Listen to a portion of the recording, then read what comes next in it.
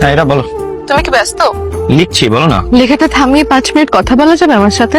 লেখাটা তো জরুরি, তুমি বলো না, আমি শুনছি। আগেও যেমন গুরুত্বহীন ভাবতে, এখনো তাই ভাবো। এগুলো কি ধরনের কথা? তা সত্যি, তাই বলছি। লেখাটা তো টাইমলি দিতে হবে, বারবার ফোন দিচ্ছে, ডেডলাইন মিস করলে তো ঝামেলায় পড়ে যাবো। এখন রাখছি, কথা বলতে ভালো লাগছে না। আচ্ছা আমি ফ্রি হয়ে তোমায় কল দিচ্ছি, ঠিক আছে?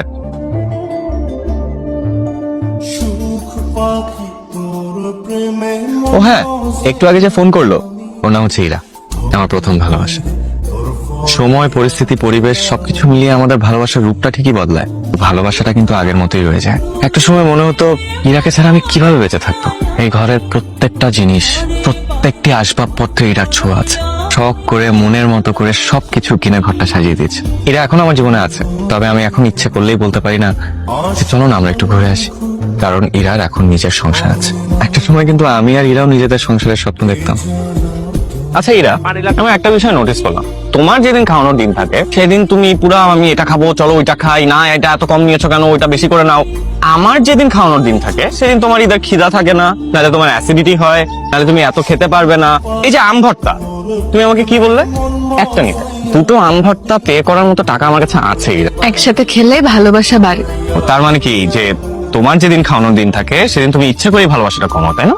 আচ্ছা, এটা ভালোবাসা কমানো বাড়ানো নয়, এটা ব্যালেন্স। আমার একদিন আসবে, তখন আমি তোমাকে ব্যালেন্স রাখবো, ঠিক আছে? আচ্ছা চলো, চলো করে চিকেন খেতে যাই। তুমি আমার মনের কথা কিভাবে জানলা? টেলিপ্যাথি ভাইয়া। এই গাছটা ড্রয়িং রুমে টেবিলের পাশে রাখলে কেমন লাগবে? এত বড় গাছ কেন? ছোট কিছু নাই, ছোট কিছু দেখো। গাছটা বড় না, আমার বাসার ড্রয়িং রুমটা বড়। আমি ভাবছিলাম আমার ড্রয়িং রুমের কথা বলতেছি। তোমার বাসার ড্রয়িং রুম কোথাতে গেল? ওই যেটা আছে ওইটাই গরিবের ড্রয়িং রুম ম্যাডাম। অবহেলা আমার জন্যও ক্ষমাহীন অপরাধ। আমি ক্ষমা চাইবই না, তোমার বাগানে খুব ভালো মানাবে। আমার কাছে কোনো ভাঙতি টাকা নাই, আমাকে 100 টাকা দিবা? দিতে পারি, কিন্তু তুমি পরে আমাকে রিচার্জ করায় দেবে।